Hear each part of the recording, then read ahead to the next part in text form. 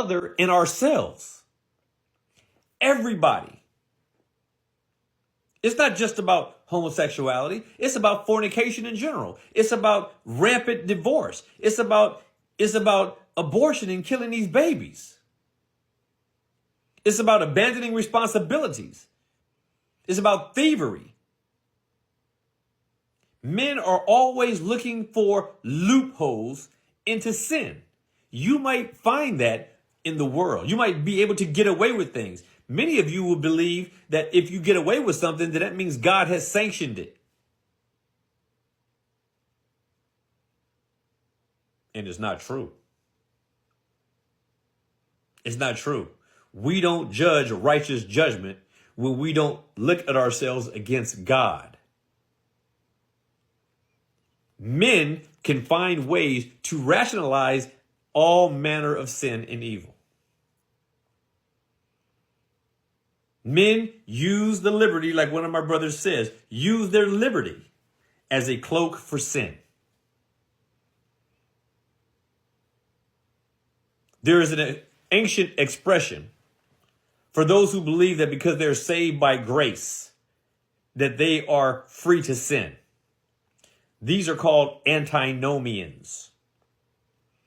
Antinomians means anti-law. So there are so many people who believe that you can do whatever you want to do.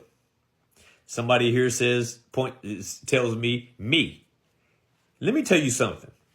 I get sick of all these pathetic souls who waste their time complaining and moaning about somebody else and never look at themselves. There is not one sin in the Bible that a man can commit that God talks about that all of us don't defy on a regular daily basis.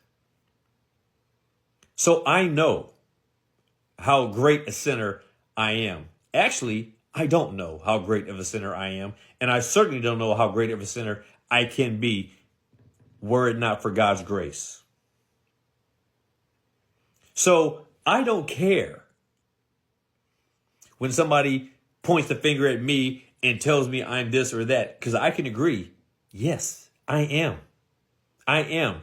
And apart from God's grace and his restraining grace, I could be much worse. But we strive to obey God. We strive to become Christ-like. We as Christians are dying daily. Sin is being mortified in our flesh. We die daily. And until we are completely dead to sin, we are caught up in its web, in its trap. But only Christ can rescue us from it. And he is pulling us from the clutches of sin, death in this world every day, further and further away, pulling us up to heaven. And I look forward to the day that he returns for me and you, my brethren and sisters in Christ. So I know how much of a fool I sound. Because the gospel is foolishness to those who believe and think that they are wise. Like some of the people who will make comments in these feeds. I know that I am a sinner, saved by grace. I am thankful that the Lord has saved me from my sin. He didn't save me in it. He saved me from it. And he has done the same for those of you who truly believe. Who truly believe. Now, let me say this. As the days go on, it is becoming progressively more and more difficult to believe these solemn truths. It is going to be fewer and fewer and fewer of us who are willing to take a stand for Christ and to defend the faith. We already see it happening. We already see it happening.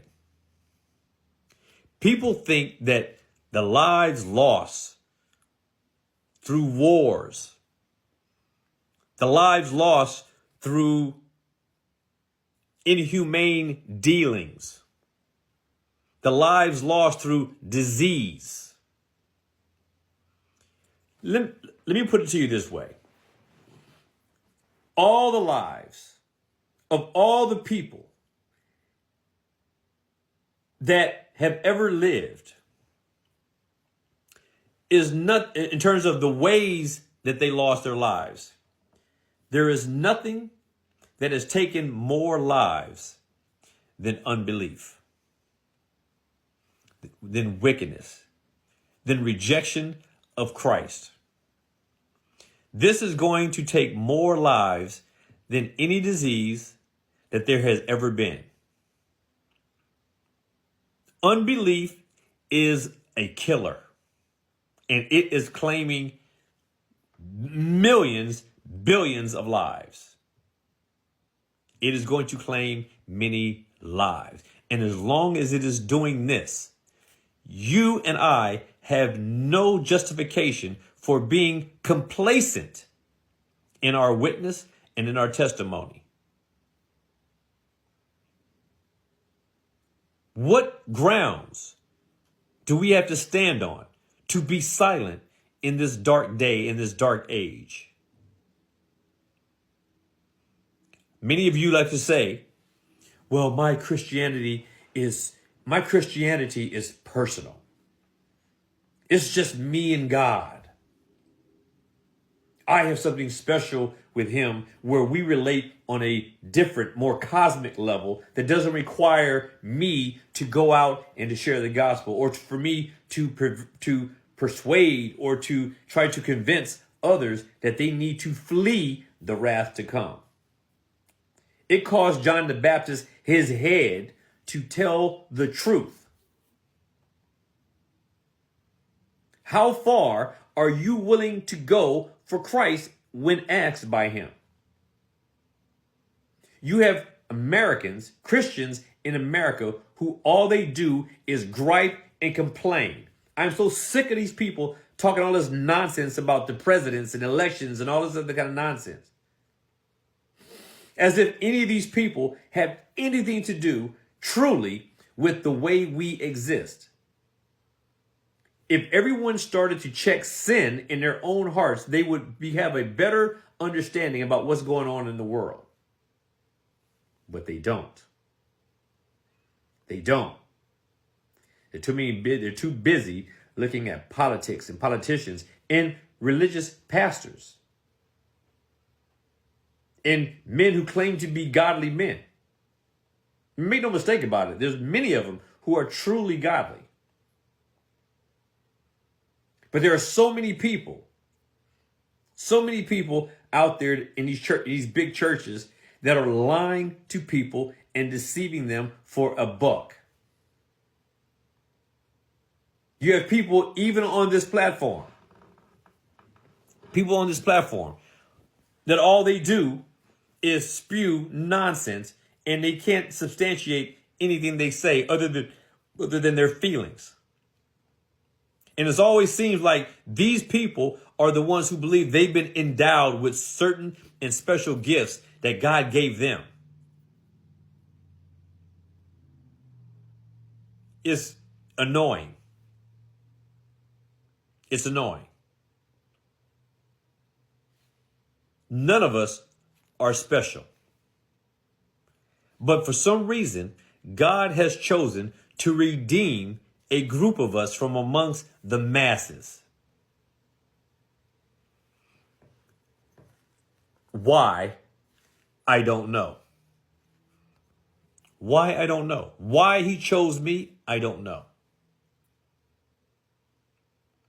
And I'm sure many of you have the same question. Why did he pick you and leave so many people in their sin? I feel that way. I look at some people that I know and I wonder, why did God